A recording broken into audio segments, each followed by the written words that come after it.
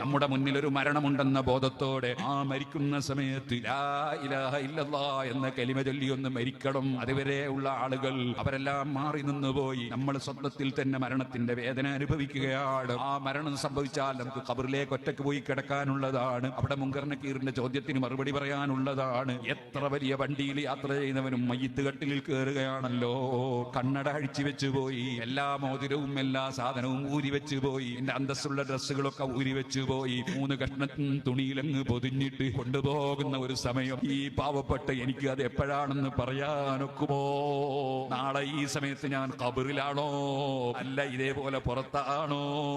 എനിക്ക് പറയാനൊക്കുമോ? നമുക്ക് ആർക്കെങ്കിലും പറയാനൊക്കുമോ?